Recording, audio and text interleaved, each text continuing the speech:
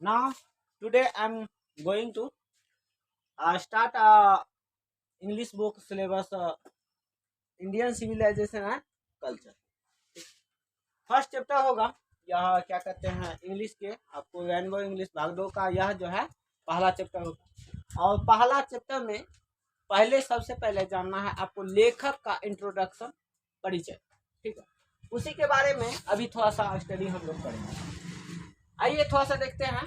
तो यहाँ पे है बड़े मोहनदास करमचंद गांधी। मोहनदास करमचंद गांधी, मोहनदास करमचंद गांधी 1869 1948, ठीक। 1869 में उसका बॉर्न हुआ था, आई मीन जन्म हुआ था। और 1948 में क्या हो गया था, उसका देहांत हो गया था, अर्थात मृत्यु हो गया। तो और बाबू इसमें बता दे कि 1869 20 अक्टूबर 2 अक्टूबर, ठीक है, 1869 1869 को जो है इसका जन्म हुआ था। और 30 जनवरी 1948 को इसका मृत्यु। आगे चलते हैं। पॉपुलरली नोन एज बापू और द फादर ऑफ नेशन। ज्यादातर लोग जो है लोकप्रिय रूप में इसे जो है जानते हैं, महात्मा गांधी को जानते हैं किसके रूप में, तो बापू के रूप में और राष्ट्रपिता के रूप में। किसके रूप में बोला, राष्ट्रपिता के रूप में, बापू के रूप में और राष्ट्रपिता के रूप में। Was more spiritual leader than a politician. वह जो थे राजनीतिक के कम, ठीक है, राजनीतिक कम लेकिन आध्यात्मिक ज्यादा थे। राजनीतिक के कम थे, आध्यात्मिक ज्यादा थे। वह भी भगवान वगैरह के पूजा पाठ होता ना, ये सब में जो है ज्यादातर विश्वास करते थे। तो इसलिए कहा जाता था कि वह राजनीतिक के कम और आध्यात्मिक ज्यादा। ही सक्सेसफुली उन्होंने सफलतापूर्वक, उसने सफलतापूर्वक, सक्सेसफुली मतलब होता है सफलतापूर्वक, यूज्ड मतलब है प्रयोग किया, यूज्ड प्रयोग किया क्या, ट्रूथ एंड नॉन वायलेंस, सत्य और अहिंसा, सत्य और अहिंसा। उन्होंने सफलता पूर्वक जो है प्रयोग किया सत्य और अहिंसा as the chief weapons, as the chief weapon, जैसे मुख्य हथियार, एज मतलब जैसे मुख्य हथियार के रूप में। मतलब उन्होंने सफलता पूर्वक अहिंसा, सत्य और अहिंसा नामक हथियार, मुख्य हथियार का प्रयोग किया against the British rule in India. Bharat में ब्रिटिश रूल के खिलाफ जो है उन्होंने सत्य और अहिंसा नामक हथियार का प्रयोग किया। किसका प्रयोग किया, सत्य और अहिंसा नामक हथियार का प्रयोग किया। किसके खिलाफ, ब्रिटिश रूल के खिलाफ। कहां, तो भारत। आगे चलते। एंड हेल्प इंडिया, और इसी के सहारे इंडिया गैन इंडिपेंडेंस, इंडिया को स्वतंत्र हुआ या स्वतंत्रता की प्राप्ति हुई फ्रॉम 1950 टू 1948।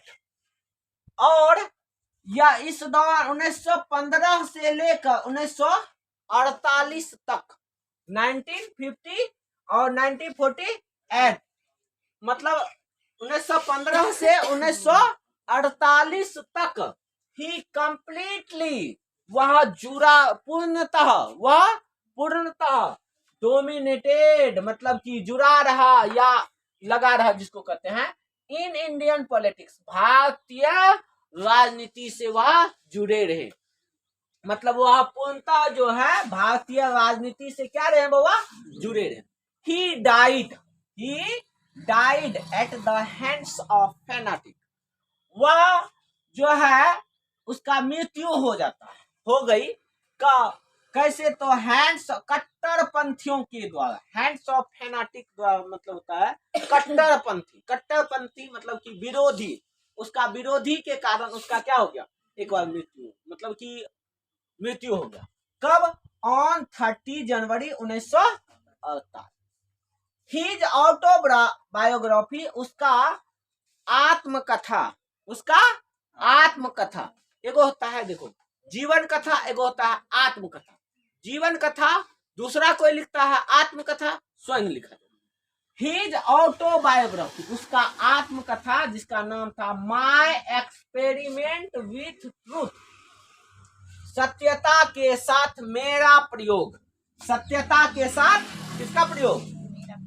मेरा प्रयोग।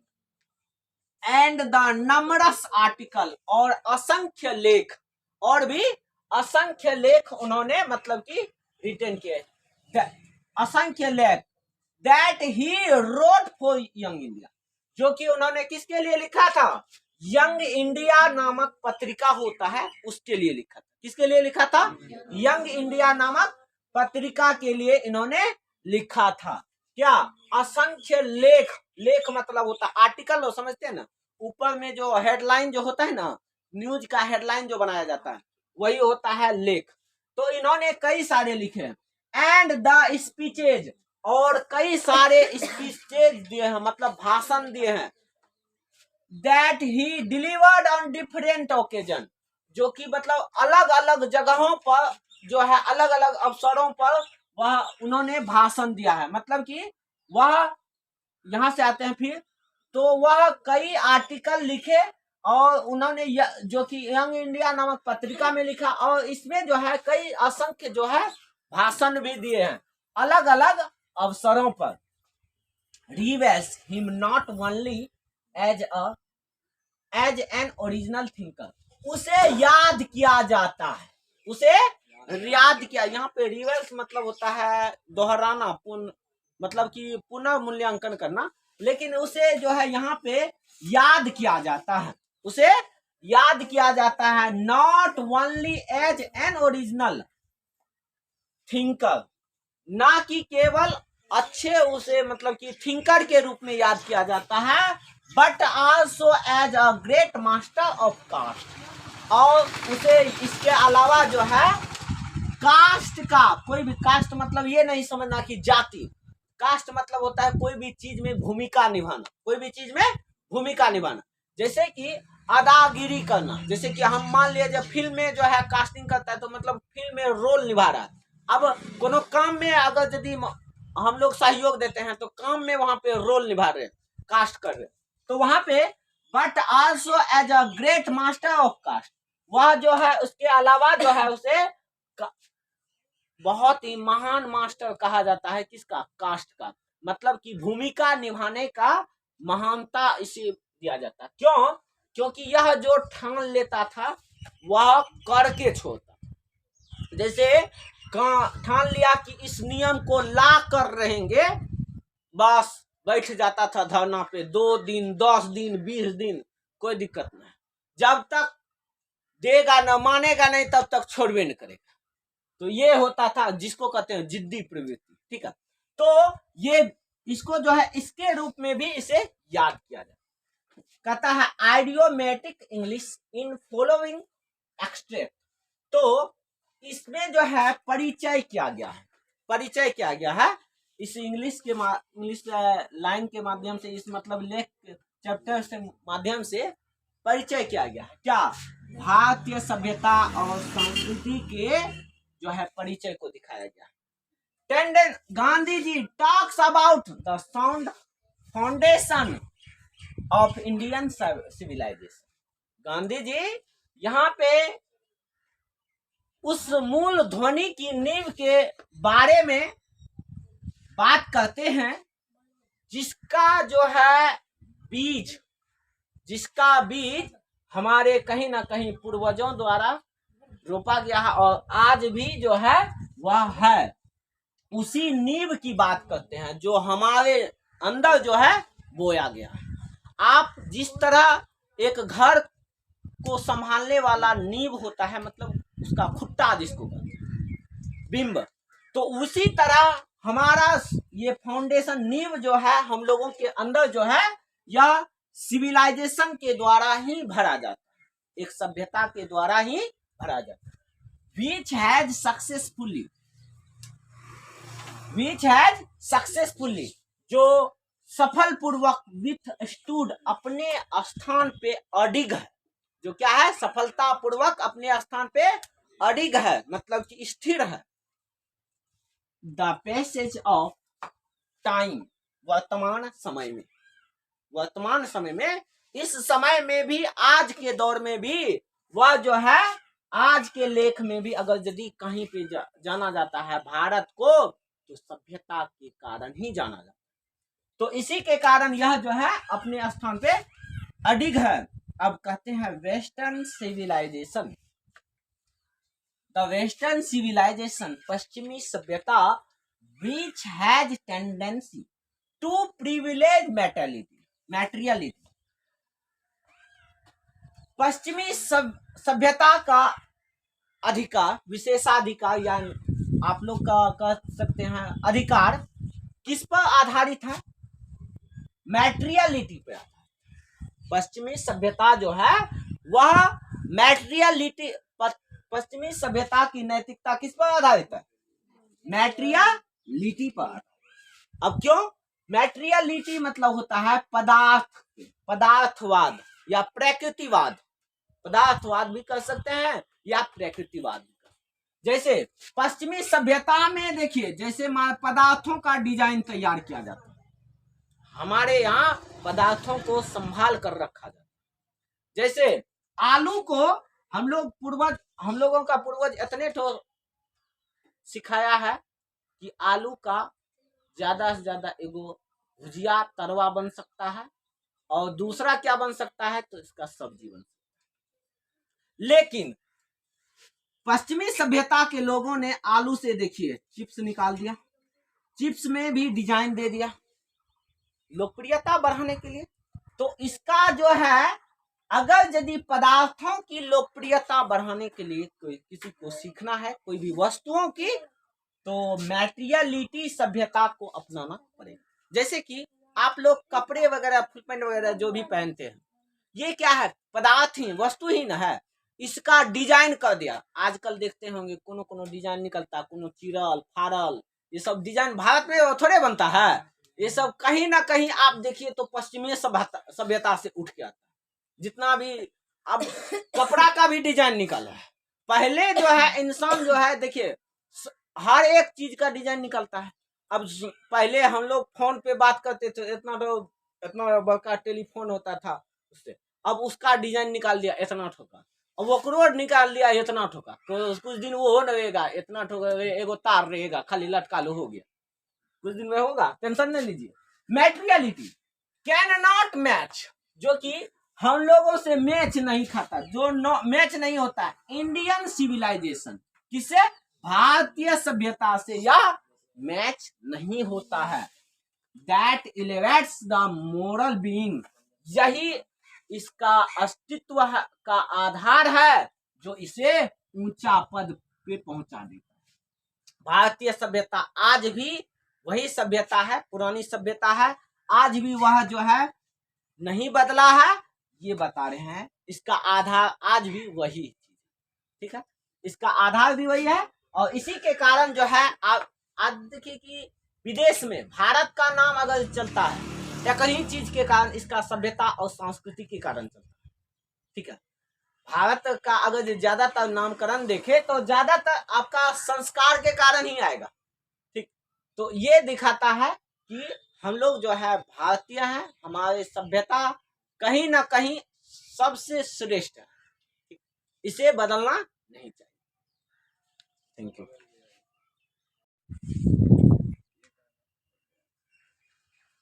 ठीक है, तो आइए आज जो है आगे हम लोग जानते हैं इंडियन सिविलाइजेशन एंड कल्चर का मतलब पहला पॉइंट है, और इसका लेखक जान लीजिए, पहले भी बता दिए हैं, महात्मा गांधी है। कौन है? महात्मा गांधी है। इसका जन्म 2 अक्टूबर 1869, ठीक है, 2 अक्टूबर 1869 याद रखिएगा। और मृत्यु कब?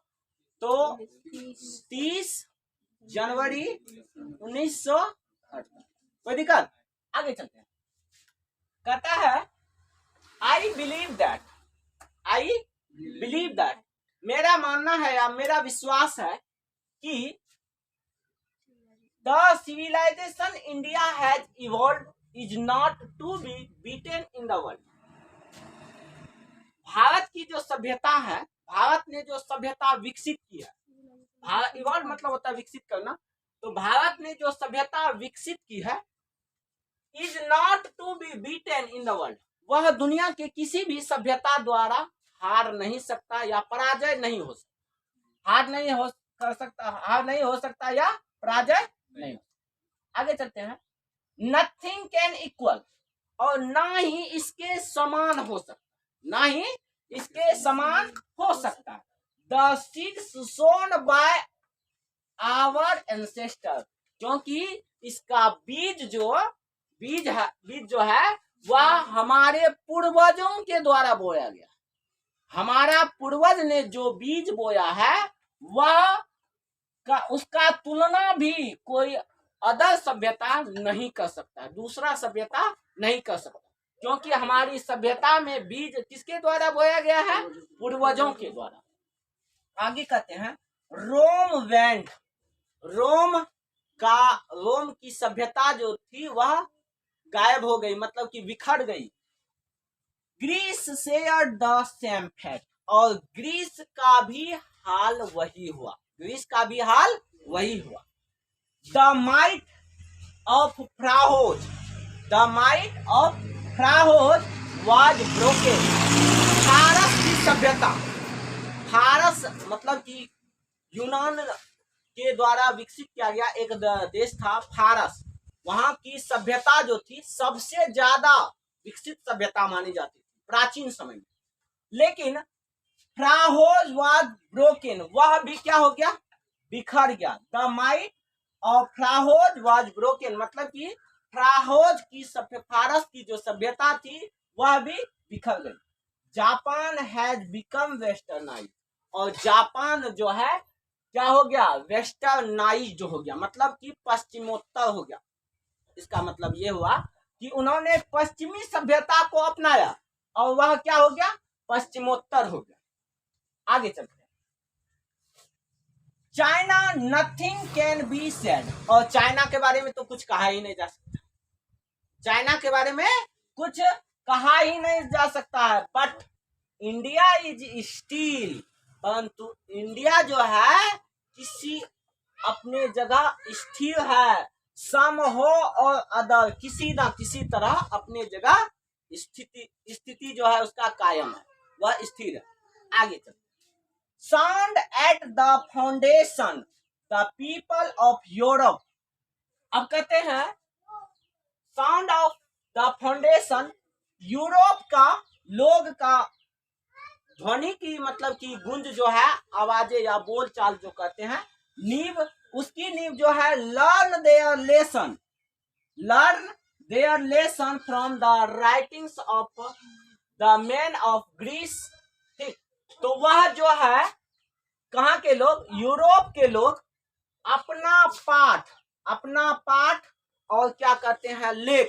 पाठ और लेखन कला, यह जो है सीखते हैं कहाँ से? ग्रीस के लोग। किसके लोग से? कहाँ के लोग से? तो ग्रीस के लोग से यह जो है सीखते हैं पाठ और लेखन की कला। रोम विच एग्जिट नो लॉन्गर, अब कहते हैं रोम जिसकी स्थिति ज्यादा लंबी नहीं है, इन देयर फॉर्मर ग्लोरी, अपने वास्तविकता में उसके पूर्व में उसकी पूर्व की सुंदरता जैसे थी रोम की, पहले जाना जाता था रोम एक देश हुआ करता है, रोम, यूनान, ये सब जो है देश हुआ करता था जिसके बारे में बहुत चर्चा होती थी। आजकल उसका चर्चा भी नहीं चलता। रोम विच एग्जिट नो लॉन्गर, जिसका अपना स्थिति जो है, अपना आधार जो है वही ज्यादा लंबी नहीं है, तो वो आगे क्या विकसित करेगा?